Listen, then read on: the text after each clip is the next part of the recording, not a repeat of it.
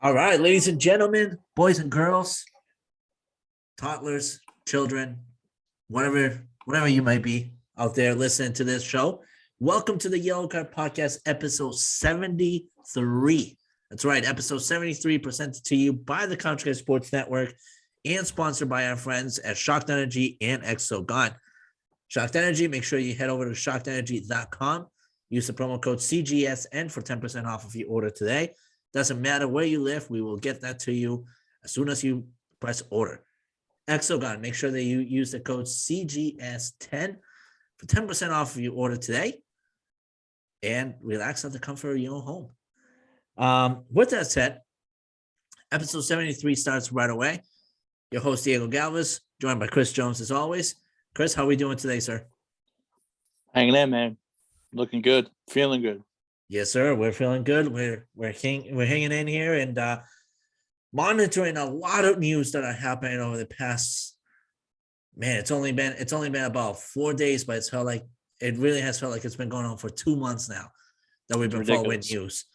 First and foremost, we got major news happening within the world of soccer, UEFA, and all the authorities, as you guys are well aware, not to get political or anything here. There's big situation going on between Russia and Ukraine, which a lot of the world has stand behind Ukraine in solidarity with everything that's been going on. With that said, right now we like to play, we like to play a little bit of a tribute to those in Ukraine that have lost their lives and all that. So with that said, just gotta give here a quick moment of silence in respect to them.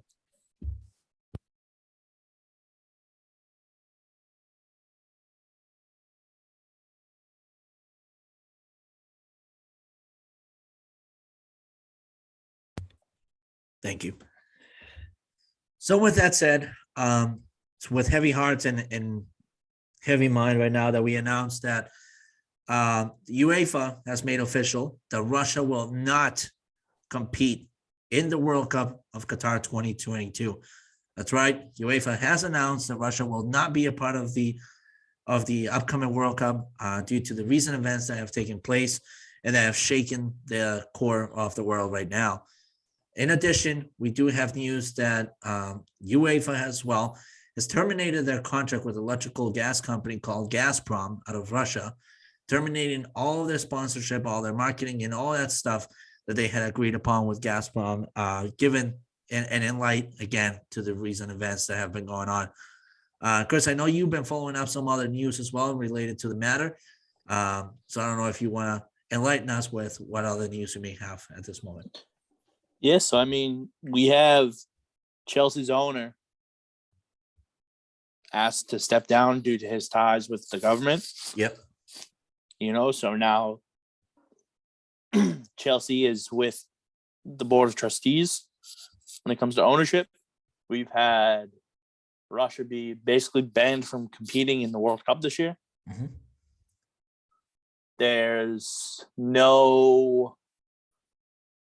team that wants to play Russia right now. So for the guys that are on the Russian national team, I'd feel so bad for them because it's nothing that they've done, but unfortunately they're a part of something that's just a little bit bigger than sports. Yeah. Unfortunately. So it stinks to see, but I think UEFA did a great job at what they're doing, especially now, if you think about it, teams that play in the Russian leagues. So, for example, Spartak Moscow can no longer compete in the Europa League this year. So, yep. RB Leipzig is already moving on to the quarterfinals without having to play a game. Yeah, and in additional news to this as well, we broke this the minute that it came out 4 days ago. And we quote, with the developing new situation involving Russia and Ukraine, UEFA has made it an imperative that the Champions League final will not be played in St. Petersburg, Russia. That is a decision that they made immediately following the events, and the following day that they announced that the Champions League final will actually be taking place somewhere else. I believe it's Paris, if I'm not mistaken. I think they're still in talks with a couple places. But it seems like Paris and Madrid will be either one of those will be home to the Champions League final this year. But moving along, it's unfortunate everything that we're seeing right now happening in that part of the world. Of course, like I said earlier, our hearts are with those in Ukraine that have lost significant others, family members, and so on and so forth. It's unreal to see what we're experiencing at this moment in time. With that said, let's transition over to the English Premier League, and that's what we'll make the show mainly about tonight. As there's a lot of stuff going on in the EPL. It was announced earlier today that Marcelo Bielsa is no longer the coach for Leeds United following poor results this season. It seems like Jesse Marsh might actually be one step away from being the new Leeds manager. Jones, what are your thoughts on this? I think it was time. I think it just wasn't working. But I do think that both sides are going to get better because of this. Actually, I'm so sorry to cut you off, Jones. It's been announced about 3 hours ago that Jesse Marsh is the new head coach of Leeds United. Sorry, we fell asleep at the wheel on that breaking news. We followed the Ukraine and Russia thing so closely that we fell asleep at the wheel on those. But Jones, continue what you were saying.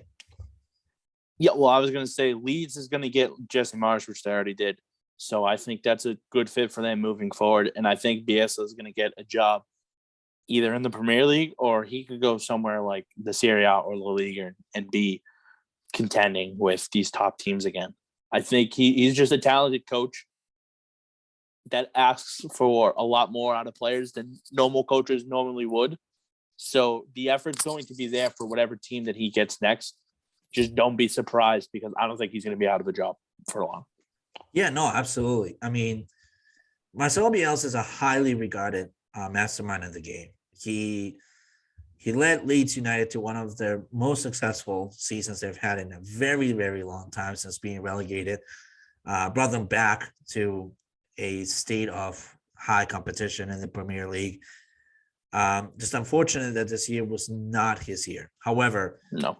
With that in mind, let's not forget who Marcelo Bielsa is. I wouldn't be surprised at all if Marcelo happens to be one of the candidates that could possibly become the replacement for somebody like Ralph Rangnick at Manchester United, considering that the United board has looked at his way for quite a while now. It wouldn't be surprising to me, as Jones said, if Marcelo Bielsa ends in somewhere like La Liga. Atletico Madrid are rumored to be ready to let go of Diego Simeone if contract negotiations do not come to a certain agreement. So that could be a potential there for an immediate job open for Marcelo Bielsa. But I also wouldn't be surprised if Marcelo decides to either go into the MLS or go somewhere like back to the Argentinian league, which he's thrived many years in that Argentinian league. And it would not be surprising to me if he decides to just come back home and get in touch again with what he fell in love on the game for.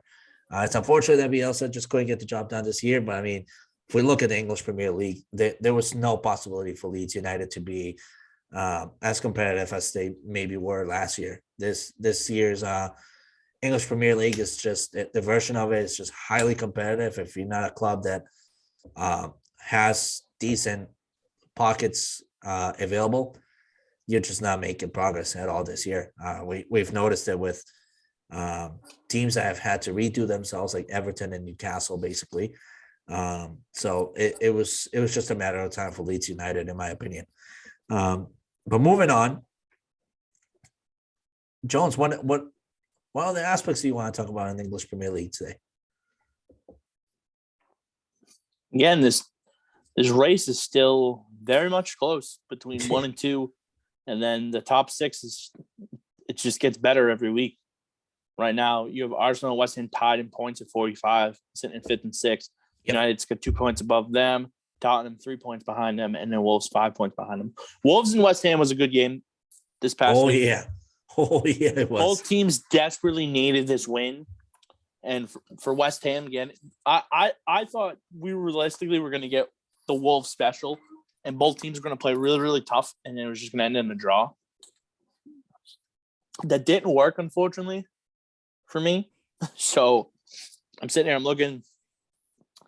There's so many things I think that could happen. I mean, DPL, I mean, this week more so during the week, it's the FA Cup. So that's the big focus right now. But this weekend, we got a hell of a slate. I mean, you have, where is it? Aston Villa or Southampton is going to be a good game. Liverpool hosting West Ham. Manchester Derby and City hosting United, and then Tottenham Everton. Those are 4 solid games right there. So I think, and the Tottenham Everton game technically is on Monday.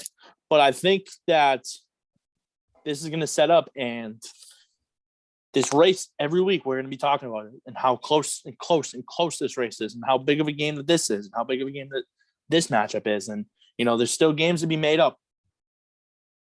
City is 6 points ahead of Liverpool with a game at hand.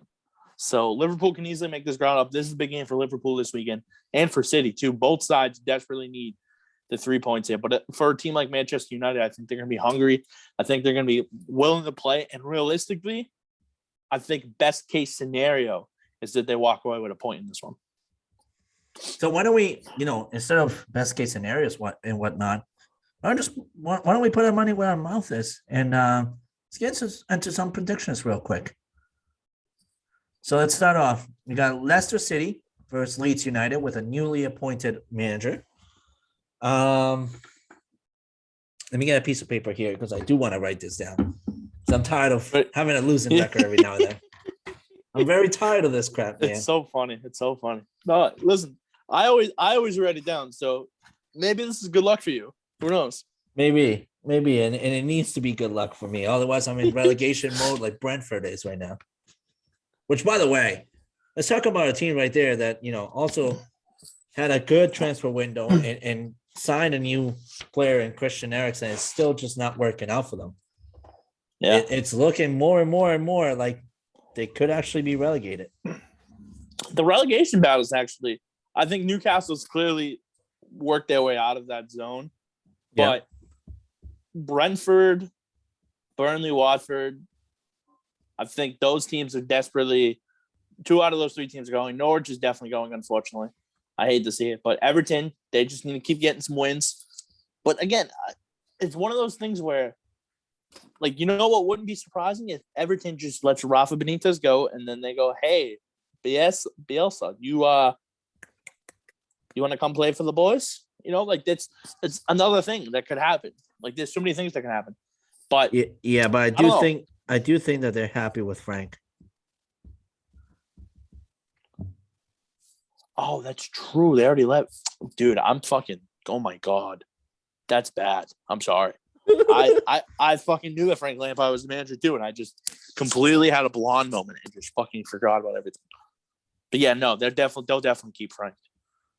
So just cut out what I just said. I can't cut that out. That is content, sir. No, it's not. It's called idiocracy. Content. All right. So Leicester and Leeds. It's at Leicester. I'm going to say Leicester wins 2-1. 2-1. All right. I'm going to say Leicester wins this one as well. I do think it's 2-0. You know what? I had a feeling you were going to say it. 2-0. So I basically gave Leeds a goal. Oh my God. Yeah, this is why we're not cutting out any content at all from this episode. All right, let's move over to Burnley versus Chelsea. What is your prediction? I think this is a 1-1 draw. Ooh. I like that. I'm gonna go with Chelsea winning this one, but not by a lot. I'm gonna say 1-0 Chelsea. Okay. We both said Leicester City. Villa and Southampton's next. All right. Aston Villa and Southampton. What is your prediction? Southampton is 3-2-0 in their last 5. I don't think they lose this one, but I don't think they win. I'm going to take a 1-1 draw. Ooh, juicy. All right, hang on 1 second here. So repeat that prediction again, sir. 1-1 draw for Villa and Southampton. 1-1 draw. I'm gonna go with Villa here because they desperately need to get moving up the table again before the race gets even closer. With Leicester City having the potential winning this year, winning this game against Leeds, I'm going with Aston Villa winning 2-0. All right, Norwich City versus Brentford. Both teams are struggling. One team needs a win more than the other, but I'm going to say Norwich City gets the job done. 2-0. Ooh. All right. I'm going to go with Brentford winning this one, actually. And I'm going to say 3-2 Brentford.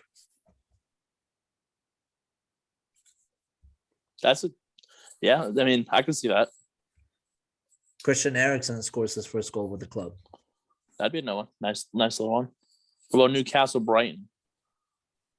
You want to go first or you want me to go first? I mean, I'm going to say Newcastle 2-0 at home. Newcastle's been a wagon lately. I'm just going to keep putting my money on Newcastle. I'm going to say this is a 1-1 draw. Brighton has looked really good. They're 10th place right now, while Newcastle's making their way up. So Brighton's lost 3 in a row. Newcastle 1-0 in their last 5.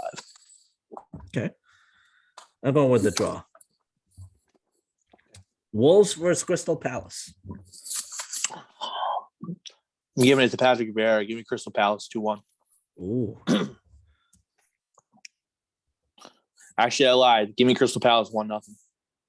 Oh my God. This jerk. 1-0 Crystal Palace. Okay.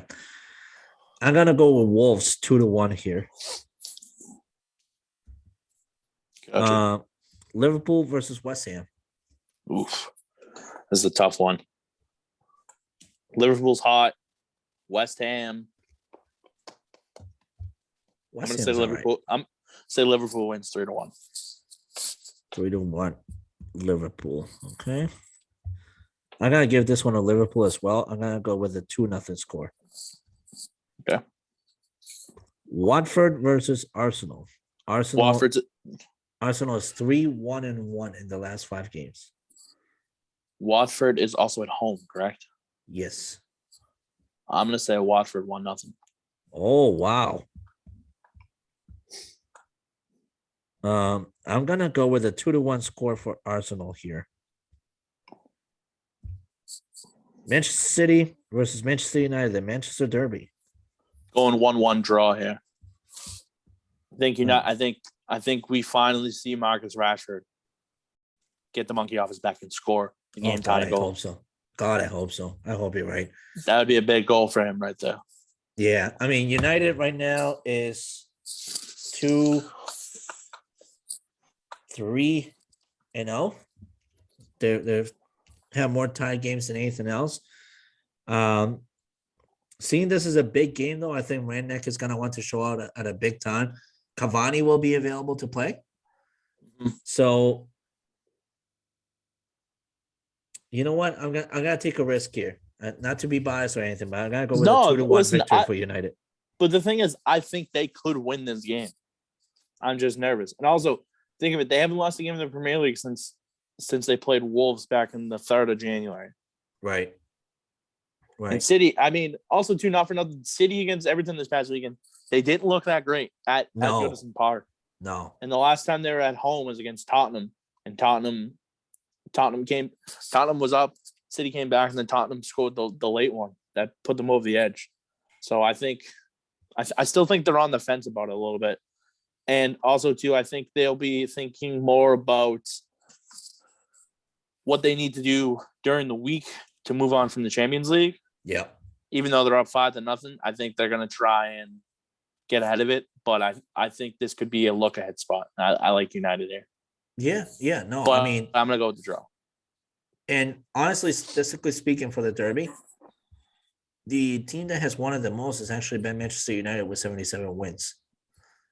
So when it comes to the Derby, Manchester United could struggle all along they want, but they managed to get the job done. And over the past few years, they've managed to do that as well. So I'm going with Manchester United 2-1 here. Last but not least, Tottenham versus Everton. I'm gonna go Everton 2-1. I like that. 2-1 Everton. I think I'm gonna go with the same score actually for Everton as well. Everton looked really, really, really good against Manchester City. I think Frank Lampard managed to get them in a very, very good formation strategically. So I do think they can win against Everton here. So that's the slate of Premier League games that we got going on this weekend. Last but not least, like Jones said, that race for the top six is extremely tight. It's anybody's opportunistic moment for them to rise. So any final thoughts, Mr. Jones? Last thing I'm gonna say, and also just a quick shout out to you, Mr. Jones. You're a big Liverpool fan. Carabao Cup winners of 2022, Liverpool Football Club. Round of applause to you guys. Thank you. I think my favorite one of the penalties. I had two favorites on the penalties. It was Kelleher scoring because that was just a beauty of a kick, and then my second favorite was Kepa gave Virgil van Dijk the entire right side, and he buried it top shelf right by him. And I was sitting there watching yesterday. And I go, Virgil. Yeah. But no, the last thing I'm going to say is that the MLS is officially back. Revolution played a hell of a game against Portland over the weekend. Trust me. The MLS is good. Charlotte to Charlotte for their first game didn't look good, but no club in their first game ever looks good. So I'm curious to see how the MLS looks this weekend as well. Yeah, no, I agree. Shout out to the Revolution boys. They looked extremely good and actually put the MLS on notice, having tied a very strong Portland Timbers team as well, because they looked incredibly good as well. They were fast. They really are an offensive team overall. So shout out to them as well. But with that said, episode 73 here of the Yellow Card Podcast concludes now. Thank you all so much for having tuned in. Make sure that you're checking out the Couch Guide Sports Network, couchguidesports.com. Chris Jones with a lot of content on gambling, especially soccer gambling as well. So if you're out there doing some bets or whatever and just need additional advice, Chris Jones is your man. Check him out on couchguidesports.com. Signing off, it's Diego Galvez, Chris Jones. Until next week, thank you all for tuning in.